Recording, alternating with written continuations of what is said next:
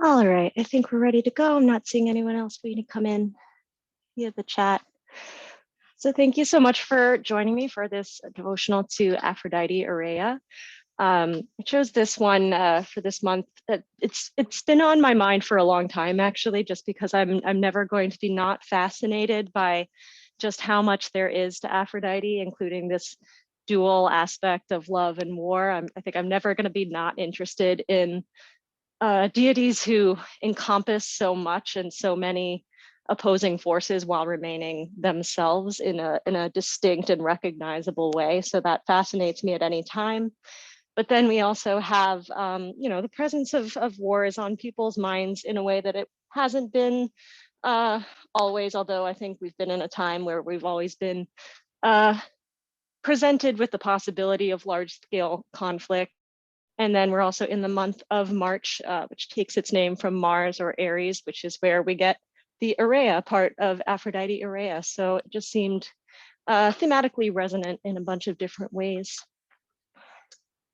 So for this ritual today, I'm going to be bringing out my candle. Sorry, one second. Got a couple of things leading up right before we started this ritual, so I didn't have my candle holder out.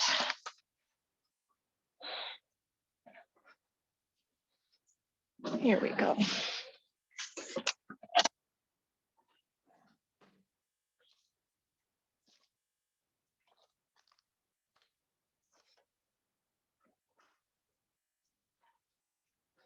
So my devotional candle for Aphrodite this month is red, pulling together that the bloody, the war aspect, but then also that passionate aspect that we tend to always think of in her more recognizable love aspect.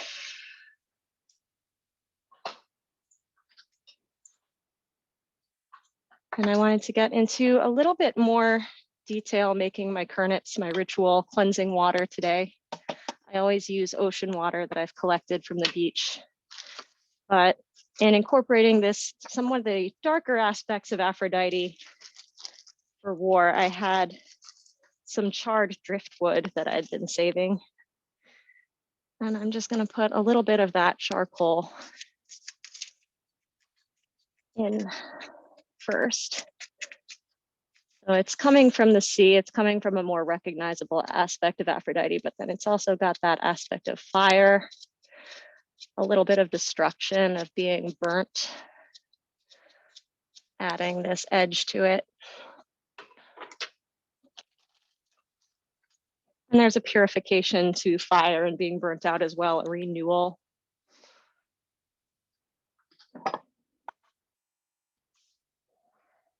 I've got a little bit of that, and then I'm bringing in my usual ocean water.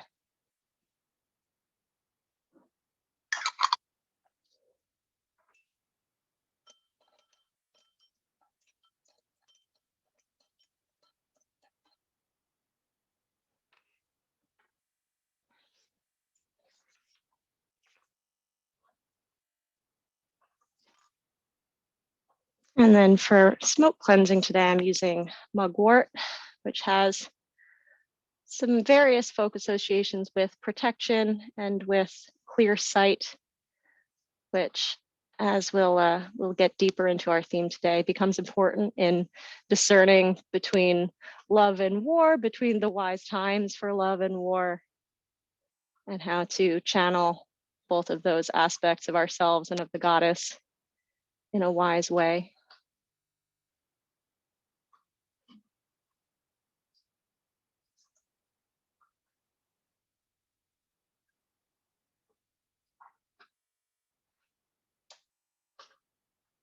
Now, having ritually cleansed the space, I invite you to begin mentally cleansing, taking a moment to release previous thoughts and worries from the rest of the day.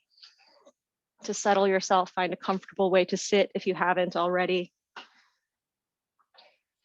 Begin to breathe more deeply. Bring a slight constriction to the back of your throat so that you can track that breath with sound. Feeling a slight resonance, almost like the ocean.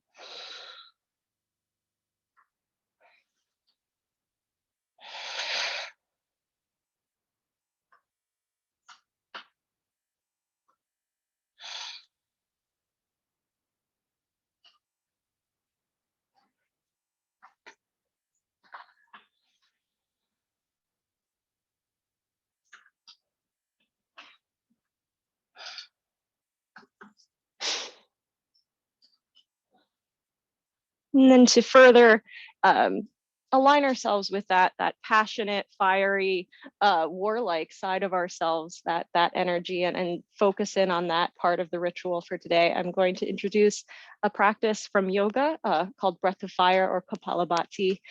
And it's a breath done by focusing pretty much entirely on the exhale, kind of like if you squeeze a toy like a rubber ducky that's hollow, you don't have to do anything to make the air come back in. It just fills itself back up. But if you put all of your force into squeezing the air out, it'll automatically fill back up. And you're doing that repeatedly by squeezing your belly in and then letting it fill up almost automatically in succession. So we're going to start slow, and then you can take it at your own pace because it can feel quite intense. So I invite you to track what's a level that feels like it's bringing you into focus and raising your energy, but in a way that's not going beyond what's right for you right now. So we'll start with a few slow breaths.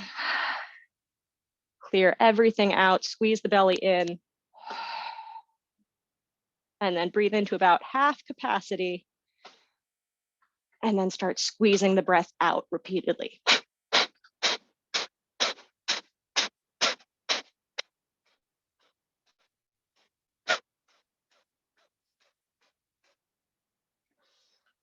And take a break from that, just experience what that's doing to you. It's a breath that involves more muscle work than we typically think of breath doing. Gets the whole body involved. It makes you feel active even if you're sitting still.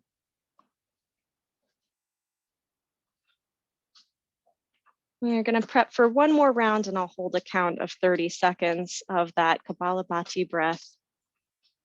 Take a deep breath in. Release everything out, clear.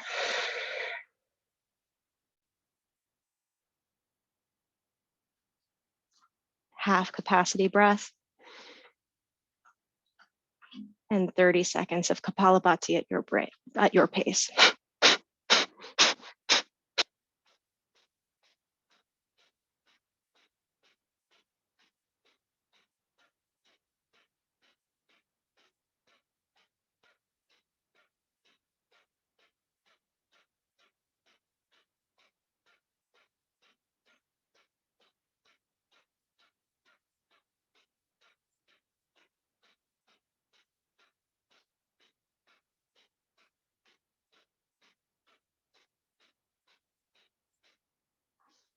And release. Tracking your reactions to that breath in a way that's it's a reaction that you can track to your own sense of how you react to intensity in a small way. And that tells you a little bit about your relationship to this Aphrodite Areia aspect in yourself, whether it feels comfortable and energizing to you, whether it feels a little bit frightening or uncomfortable. It's one first foray into that side of yourself that you can use to gauge where you're at.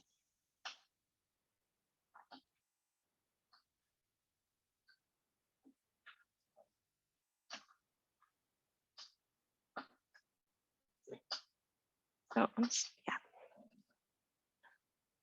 And now, having centered, having cleansed inside, I'd like to begin our invitation to the goddess, which I'm actually going to start with a brief prelude, a hymn to Aries written by James Van Collenberg, that actually ends with a segue into the connection between Aries and Aphrodite. So it feels particularly apt here. So we'll have a short hymn it's called either the Hymn to Aries or the Hymn to Struggle, and then lead directly into the Orphic Hymn to Aphrodite in a translation by the same author. I begin to sing of glorious Ares, mighty warrior of the noble struggle. I implore the king, tearfully amorous, fight beside me, my God, in my grievous trouble. I desire to be in your company when the battle ends in victory, and I begin to sing of the lovely Cytherea, that between us three will be found harmony. Urania, Aphrodite, of whom many sing, laughter-loving Aphrodite, sea-born, birth-giving goddess, friend of those romantic encounters which extend to dawn, holy one, at night causing mortals to mate, wily mother of necessity, for everything comes from you, and you have caused the cosmos to procreate. You are sovereign over the three realms and are the origin of everything. That which is in the sky, in the fruitful earth, and in the deep sea, holy attendant of Bacchus. You delight in festivity, nuptial, mother of the Erotes, O seductive one who enjoys making love, secretive, joy-giving queen, obvious yet hidden, aristocratic daughter with the beautiful hair, bridal, dining companion, sceptered by gods, woven. You give us our progeny, lover of man, desirable one, life giver. You couple mortals in unbridled necessity, and the many kinds of wild beasts, frenzied from your charms of love. Come, daughter of Cyprus, seated in the heavens, we behold you, royal goddess, splendid with your beautiful countenance. Whether you be on your throne in Syria, rich in frankincense, or riding through the plain of your golden chariot, or flanked by your priests at the fruitful river of Egypt, or riding your swan-drawn carriage upon the waves of the sea, delighting in the little ones as they dance about in circles. Delightful to the goddess are the dark-eyed nymphs of the earth, as they lightly leap upon the sandy beaches of the seashore. Or when seated in Cyprus, O queen and nurturer, where your blessings are invoked by maidens and virgin nymphs throughout the year, they sing for you, happy one, and immortal holy Adonis. Come, happy goddess, who is so ineffably beautiful, for I summon you with pure words and a devout soul.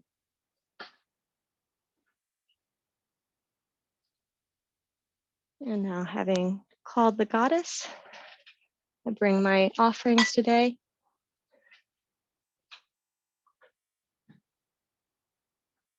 My first offering is pretty simple. It's red wine, which seems, I think, straightforward for our purposes today. Has that deep blood red, passionate color.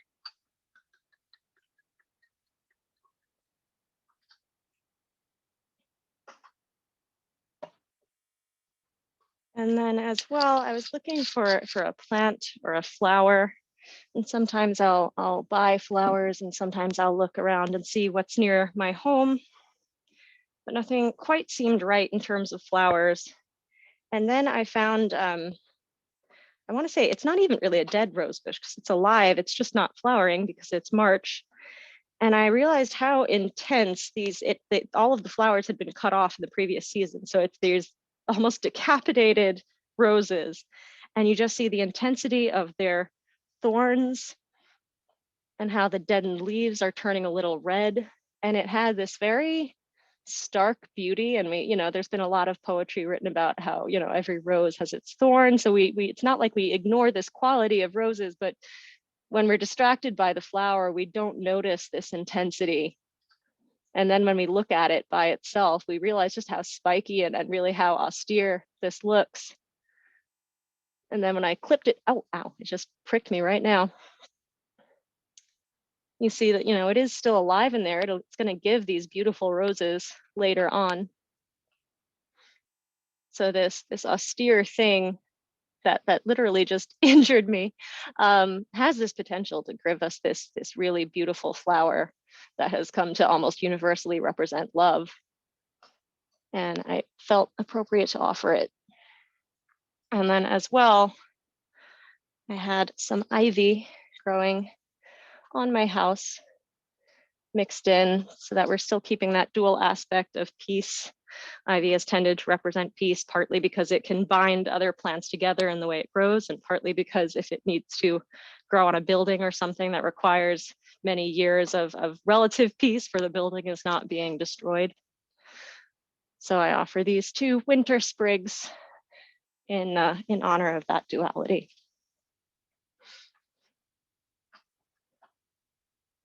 Now going into our main ritual and devotion, there's quite a lot to cover here, and I find that as much as I've known that Aphrodite is a war goddess and have been interested in that, it can be very hard to find direct primary sources. A lot of the times that's because most of our written records from ancient Greece worship and practice tend to come from the Athenian tradition, which didn't tend to use her as much as a war goddess. If we had had more written historical record from, say, Sparta, then we might have a wealth of direct explanations of how people saw Aphrodite as a war goddess and how she was served in that capacity. But as it stands, we really need to kind of look around the edges of her history and her relationships to other gods, and then kind of put together the pieces for ourselves, which is can be difficult, but it's also really exciting in its own way. So it invites us, in Aphrodite's case, to jump back into her earliest history and ancestry in a theological sense, because in her case, we have a pretty direct historical record that she was associated with much older goddesses from the Middle East, particularly Inanna, and then Ishtar, and then Astarte. And they were very explicitly love and war goddesses. It was not something that was this alter ego aspect of them. It was very much incorporated into who they were. And as I was studying these other goddesses, as I became more and more interested in learning everything I could about Aphrodite and her history, it invited me to kind of think about how I see identity and ancestry when it comes to divinities, because I'm not somebody who feels like every love goddess or every goddess that has similar qualities throughout any culture is the same person. But in her case, there's this very direct line where even the contemporary people at the time were drawing these parallels and saying, oh no, this is the same goddess, or she comes from this goddess. So you want to try to honor that as well and see what they're getting at with that. So it's invited me to see them as something between ancestresses of Aphrodite or earlier selves of her. And that can be a little bit complicated, but I think because we're not limited to looking at a direct lineage of procreation like we would be with human people who have one body and one lifetime, there can be a little bit of a blurred line between that. So I think it makes sense to go into some of the devotional works to these previous goddesses to understand a little bit about what this Aphrodite Areia aspect might have looked like. And one of the sources I found was quite intense and long, so I won't be reading the whole thing in full. Hymnal Prayer of Enheduanna, I hope I'm not butchering her name, although I probably am, who was a priestess in the Mesopotamian era to Inanna. And she wrote this long adorational poetry to Inanna. There's multiple ones. I'll be sharing the last two verses from the adoration of Inanna of that really encapsulate these two very different aspects of Inanna as a love and war goddess in one. Dearest queen, beloved of An, let your holy heart, the noble, return to me, beloved wife of Usham-Galana, great queen of the horizon and of the zenith. The Anuna have prostrated themselves before you. Although at birth you were the younger sister, how much greater you have become than the Anuna, the great gods. The Anuna may kiss the ground before you. It is not my verdict that has been completed. It is the strange verdict that has been turned into my verdict. The fruitful bed has been abolished, so that I have not interpreted to man the commands of Ningal. For me, the radiant end of Nana, may your heart be soothed. You are the queen beloved of An. You are known. You are known. It is not of Nana that I have recited it. It is of you that I have recited it. You are known by your heaven-like height. You are known by your earth-like breadth. You are known by your destruction of rebel lands. You are known by your massacring of their people. You are known by your devouring their dead like a dog. You are known by your fierce countenance. You are known by the raising of your fierce countenance. You are known by your flashing eyes. You are known by your contentiousness and disobedience. You are known by your many triumphs. It is not of Nana that I have recited it. It is of you that I have recited it. My queen, I have extolled you, who alone are exalted. Queen beloved of An, I have erected your daises, have heaped upon the coals, have conducted the rites, have set up the nuptial chamber for you. May your heart be soothed for me. Enough, more than enough innovations, great queen, have I made for you. What I have recited to you in the deep night, the gala singer will repeat for you in midday. It is because of your captive spouse, your captive son, that your wrath is so great, your heart so unappeased. The foremost queen, the prop of the assembly, accepted her prayer. The heart of Inanna was restored. The day was favorable for her. She was clothed with beauty, was filled with joyous allure. How she carried her beauty, like the rising moonlight.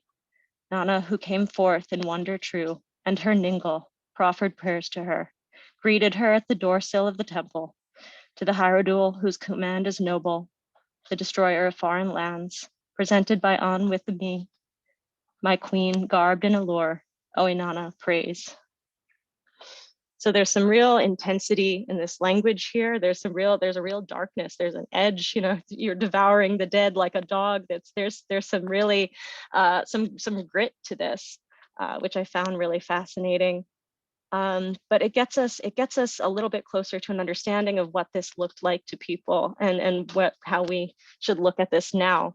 As we get into the second verse there, that it was because of your captive spouse, your captive son, that your wrath is so great. There is this sense that this warlike attitude is coming from a place of defense of those loved.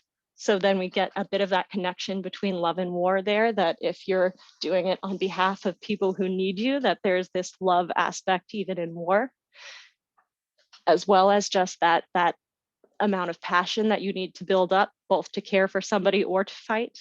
The word courage actually comes from, I think, the French root for heart. And that's a connection that we keep seeing, not just in the ancient world, but even today. We have, Pat Benatar, Love is a Battlefield. I don't think all the people who connected with that song had military experience, but something about the idea of having to fight just in everyday life to try to make sense of our relationships, to try to make sense of what is right and wrong, just resonates with people. We feel this struggle, even if we have not been in a literal war.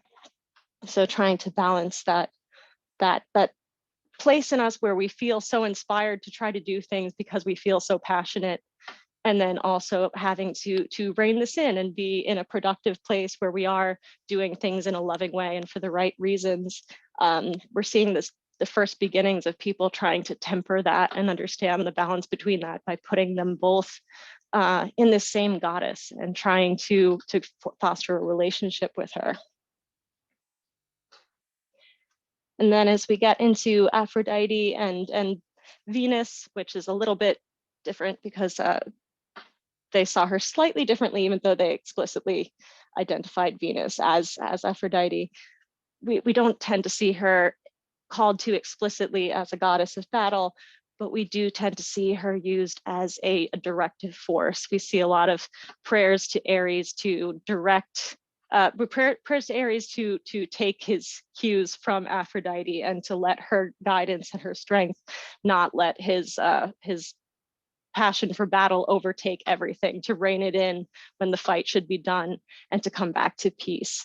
So Aphrodite becomes this guiding sense, this idea of temperance, to try to balance his warlike nature, even though you could argue that she has an aspect of it herself. She becomes more of the yin to his yang in that sense, in the way that we're dealing with it in most of the literature we are familiar with. And then we can get a little bit more of a sense of how we're supposed to see that relationship by the attributed offspring to Aphrodite and Ares. So we have Harmonia. So this idea that in this clash between love and war, when these forces come together, we still have this greater hope of harmony, of peace, that once the fighting is done, we've hopefully come to some sort of greater understanding that we are all bonded because of maybe a common fight that we have had to take together, that we have now found a greater understanding.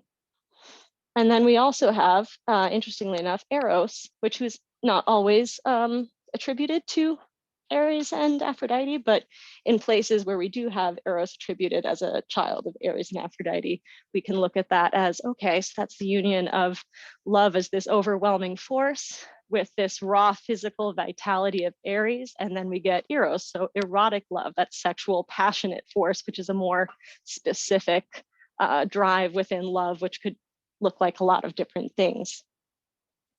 And then also disputed, we have Phobos and Deimos, who are sometimes regarded as a child of Aries with Aphrodite and sometimes are given to a different mother. But if we look at that, we could say, okay, so why would Phobos and Deimos be considered children of Aphrodite? And then we think about how a lot of those same effects of love that that we tend to like to think of as a positive emotion. But if you think about the first time you've ever had a crush on somebody, those nervous feelings and how you don't know what to say and how you don't know what to do, it sometimes does look like fear and panic. So it's not these drives within ourselves, even though we've now come to split them up and consider them two completely different things, somewhere deep within us, they're very, very connected. So with that in mind, I think the way I tend to incorporate all this and see Aphrodite Areia as a love goddess is as a way of encouraging that drive, encouraging that fight where it is needed, and knowing exactly when to stop. Sort of the almost like the serenity prayer, you know, the wisdom to know what I or the strength to change what I cannot change, the patience and the patience to deal with the things I cannot change, the strength to change, I think, to change the things I can, and the wisdom to know the difference. I see her sort of like that, but specifically in regards to when it's time to fight, when is it appropriate to really to stand up for yourself, to stand up for others, and to really go to battle, go to the mat if you have to, and then knowing when to stop. When have you reached a place where this is not productive, or when you are doing something more out of just raw anger or vengeance and not actually making things better. That place of knowing when it is time to fight and when it is not time to fight anymore. So that union towards harmonia, towards Aries and Aphrodite being unified together. That is where I see Aphrodite Areia as having a major part in my life. So to honor that, I'm actually bringing it the Orphic Hymn to Mars, which is a good example of that request to Aries to be led by his better nature as encompassed by Aphrodite and his relationship with her. Magnanimous, unconquered, boisterous Mars, in darts rejoicing and in bloody wars, fierce and untamed, whose mighty power can make the strongest walls from their foundations shake. Mortal destroying king, defiled with gore, pleased with war's dreadful and tumultuous roar, the human blood and swords and spears delight, and the dire ruin of mad savage fight. Stay furious contests and avenging strife, whose works with woe embitter human life. To lovely Venus and to Bacchus yield, to Ceres give the weapons of the field. Encourage peace, to gentle works inclined, and give abundance with benignant mind. And for our meditative portion, as we begin to start to individualize some of these ideas and see how they could really apply to us on our day-to-day level, I'd like to introduce some visual aids for meditation. I'm somebody who really enjoys tarot cards, but you don't need to know anything about tarot for what I'm doing. I'm just using these cards as purely visual focuses for meditation. There's this card, Art. It's sometimes called Temperance in other decks, that I have considered my go-to representation of Aries and Aphrodite. I don't have an Aries icon. So if I am trying to devote myself to them together as a unit or balancing their forces in my life, I tend to use this card as a makeshift icon. I'll hold it up and use it as an object of my devotion.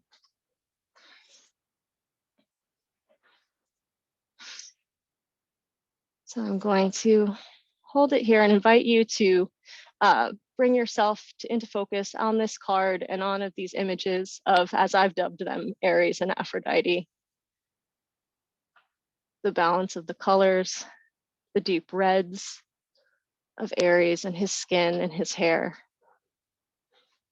and the green blue of Aphrodite, that calming force that is still powerful and generative, coming together in the spectrum. There's this rainbow going between them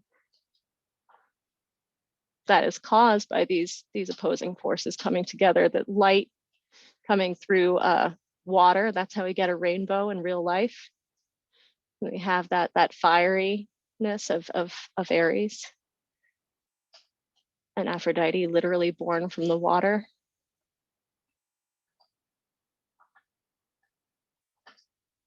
So I invite you to think about this imagery of two completely opposed forces coming together and making something beautiful. And where does that resonate in your life? Where have you felt most excited by your opposite? And that might be in the form of a romantic or sexual relationship. Sometimes people really resonate with the idea of opposites attract, and that shows itself many times.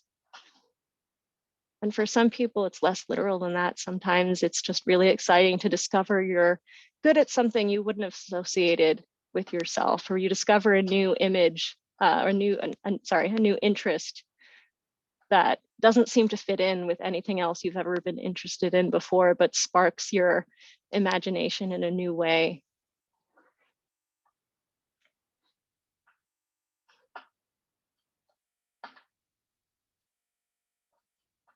And the way that when you come to know somebody who is your opposite, or maybe when you come as an outsider to something very different from your previous experiences, you have this unique perspective and ability to correct flaws in it that maybe somebody who's already used to a certain idea can't see it. That in a perfect love relationship or even a friendship relationship, we actually can use our best qualities that the other lacks to help each other develop and improve.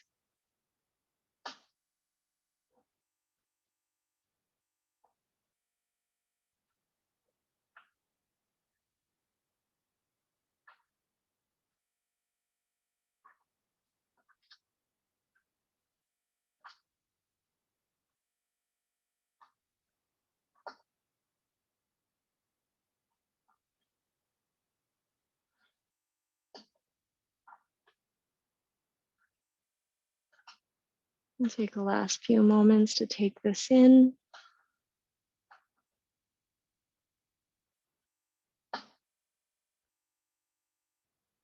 And moving in to another image.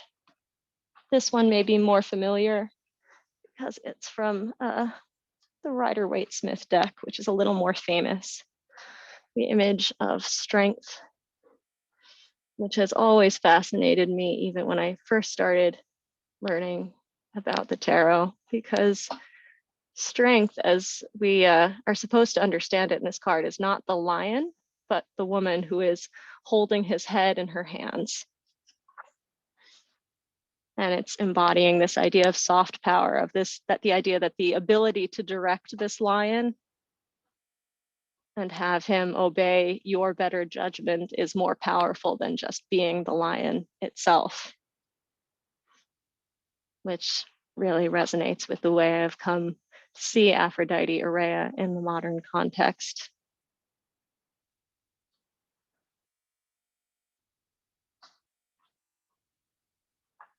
So even if you've seen this image before, I invite you to take a look and look at it a little bit more deeply today.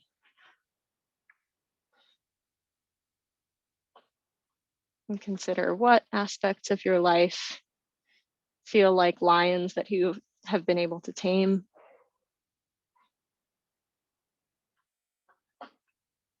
Which ones have you not been able to tame? Are there aspects of your life where you are the lion and are seeking guidance, are seeking somebody to point you in the right direction and treat you with gentleness? so that you can use your power in a productive way.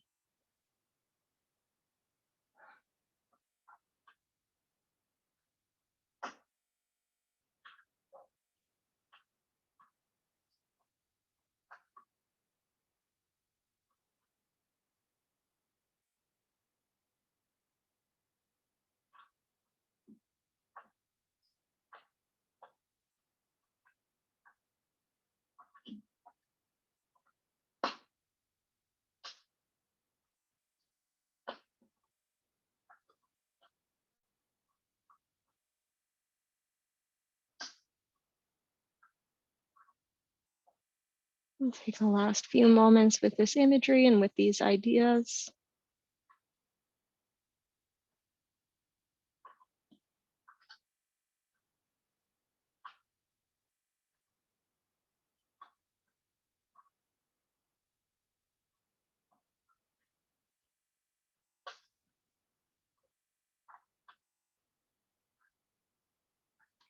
And then come to yourself, maybe even closing your eyes.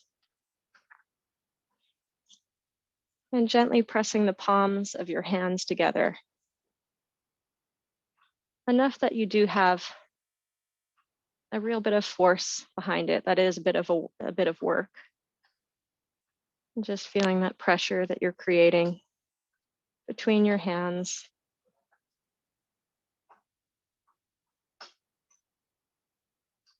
Feeling how your hands are flattening out the skin at the points of contact. Your own solidness.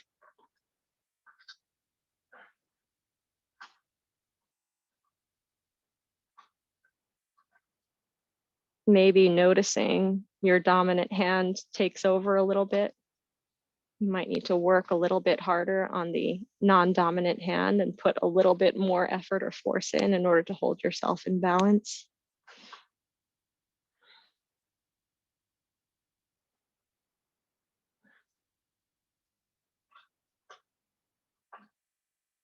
Noticing what that feels like in your body in this small way.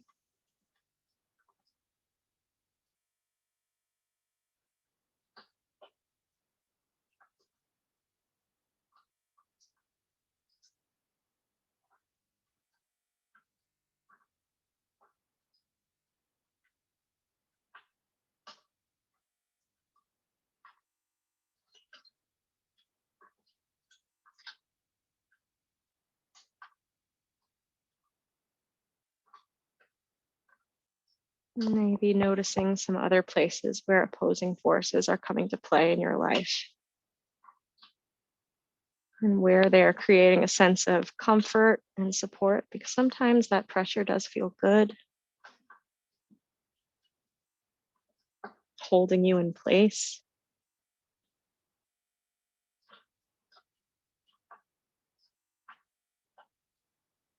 And there may be places where the opposing forces have not been brought into balance, where they've become destructive in some manner.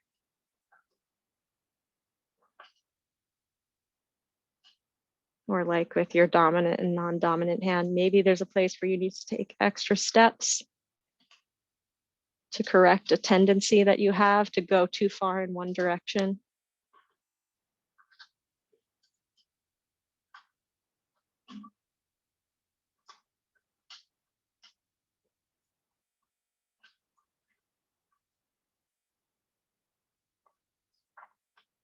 In your world, does Aphrodite need to calm Aries? Or does she need to encourage him? And there are examples of both in mythology.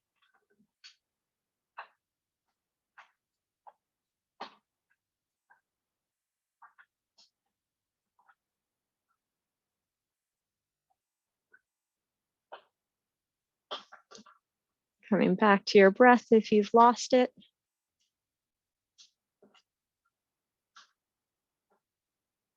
Maybe gently relaxing that pressure between your hands. It does become work to maintain.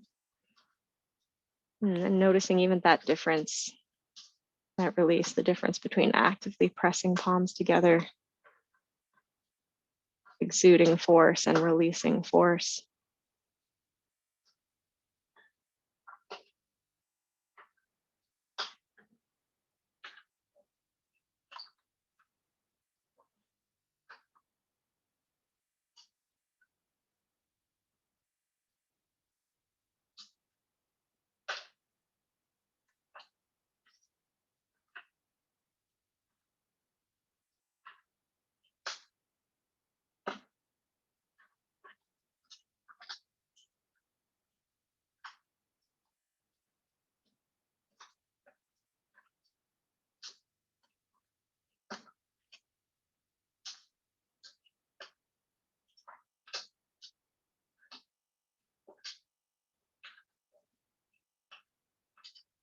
And then gently beginning to move your fingertips and toes, or any part of your body where you've gone still. Gently opening your eyes if you've closed them. Deepening your breath again if it's become shallow.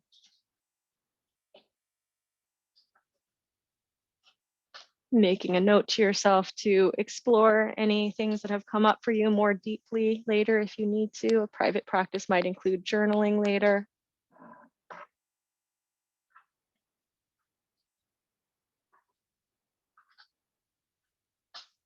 And then giving our final thanks to the goddess. Thanking Aphrodite Areia for the places where she drives passion, drives fights that are needed, and thanking for her ability to calm Aries, to calm warlike energy that is going to no particular purpose, and to ask for her guidance in our lives and the wider world today. We thank her for her presence and letting her offer our time and our devotion so that we may learn from her wisdom today.